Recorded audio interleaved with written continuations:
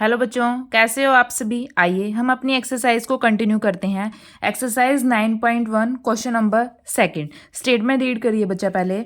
A tree breaks due to storm and the broken part of an tree bends so that the top of an tree touches the ground making an angle 30 degree.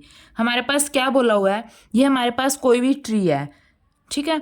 Storm that means तूफान की वजह से ये जो tree है वो break हो जाता है। हमने मान लिया इतना ब्रेक हो जाता है, ठीक है। और जो ये ब्रोकन पार्ट है ये ग्राउंड को टच करता है, ठीक है। जैसे ये टूट जाएगा तो ये ग्राउंड को टच करेगा, तो ये ब्रोकन पार्ट है हमारे पास ग्राउंड को टच करता है, ठीक है। और ये ग्राउंड के साथ ब्रोकन पार्ट कितना एंगल बना रहा है, 30 डिग्री। अब आगे स्टेटमेंट रीड कीजिए। The distance between the foot of the tree to the point where the top touches the ground is 8 metre. Find the height of tree. जो ट्री का foot है, बेस है, उससे जहाँ पे जो ट्री टूट के जहाँ पे ग्राउंड पे टच कर रहा है वो कितना मीटर डिस्टेंस है, 8 मीटर, ठीक है। क्वेश्चन में साफ साफ बोला हुआ है the distance between the foot of the tree to the point where the top of the tree touches the ground. हमारे पास क्या है, 8 मीटर, ठीक है। हमें क्या निकालना है, इस ट्री की हाइट फाइंड आउट करनी है। सबसे पहले हम नेमिंग कर लेते हैं इसको। ये हमने पॉइंट मान लिया ए, बी, सी एंड डी, ठीक है। देखिए हमारे पास जो ट्री था वो हमारे पास क्या था, पूरा डीबी ट्री था। डीबी ट्री हमारे पास ब्रेक हो गया, तो जो ये पार्ट है किसको टच कर लिया, ग्राउंड को। लेकिन जो हाइट ऑफ ट्री जो ये हमारे पास सी पॉइंट है, हमारे पास पहले यहाँ पे था जब ये इसको टच नहीं कर रहा था। अब ये स्टॉर्म की वजह से ब्रेक हो गया, जिसकी वजह से ये ग्राउंड को टच करने लग गया। तो टोटल हाइट हमारे पास क्या हो जाएगी, ए बी प्लस ए सी। देखिए so total height of tree is A B plus A C. एक बार दोबारा देखिए, ये height of tree A B plus A C क्यों है, क्योंकि जो इस ट्री का टूटा हुआ पार्ट था वही ग्राउंड को टच कर रहा है, ठीक है। अगर ये वाला जो पार्ट है हम ऐसे ऊपर रख दें दोबारा तो ये पूरा ट्री बन जाएगा। इसीलिए जो टोटल ट्री की हाइट हमारे पास क्या है, ए बी प्लस ए सी, ठीक है। अब देखिए हमें ए बी भी फाइंड आउट करना है और ए सी भी फाइंड आउट करना है, फिर उन दोनों को ऐड कर देंगे। सबसे पहले देखिए triangle A B C. In triangle A B C अब देखिए हमारे पास 30 डिग्री के सामने हमारे पास क्या हो जाएगा, परपेंडिकुलर।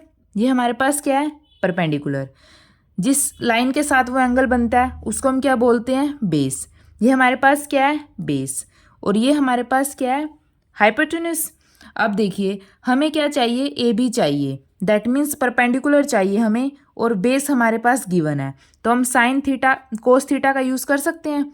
कोस थीटा हमारे पास क्या होता है, बेस अपॉन हाइपोटेन्यूज, क्योंकि हमें ए सी भी चाहिए, बेस हमारे पास गिवन है। देखिए इन ट्रायंगल ए बी सी हम पहले निकाल रहे हैं ए सी, क्योंकि हमें ए सी चाहिए है।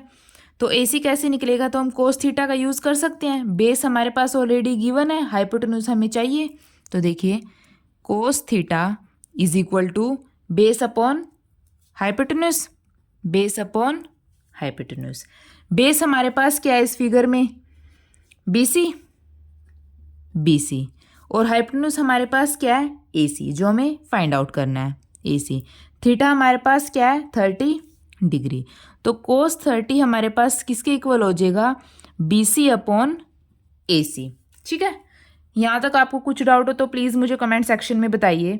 अब देखिए बी सी हमारे पास क्या गिवन है, 8 मीटर। कोस 30 की वैल्यू हमारे पास क्या होती है, √3/2, ठीक है। बच्चा आपको टेबल याद होनी चाहिए, जब तक आपको टेबल याद नहीं होगी तब तक आप कोई भी क्वेश्चन सॉल्व नहीं कर सकते हैं। बी सी हमारे पास क्या गिवन है, 8/AC। तो ए सी हमारे पास क्या हो जाएगा, 8 इंटू में 2/√3, 8 2 ज़ा 16। तो ए सी हमारे पास क्या आ जाएगा, 16/√3। ये हमने इक्वेशन फर्स्ट मान ली, ठीक है। अब देखिए इन ट्रायंगल ABC। अब हमें AB भी चाहिए, क्योंकि हाइट ऑफ ट्री हम तभी निकाल सकते हैं जब हमारे पास AB भी हो और AC भी हो। AB कैसे निकालेंगे? AB हमारे पास क्या है? परपेंडिकुलर। बेस हमारे पास गिवन है, ठीक है। अब देखिए, परपेंडिकुलर अपॉन बेस, हम क्या हो जाएगा? Tangent theta. देखिए, टेंजेंट थीटा हमारे पास क्या होता है? Perpendicular upon base. थीटा हमारे पास गिवन है 30 डिग्री, तो हम लिख सकते हैं tangent 30 degree is equal to perpendicular हमें चाहिए AB अपॉन बेस। बेस हमारे पास क्या है? BC, ठीक है।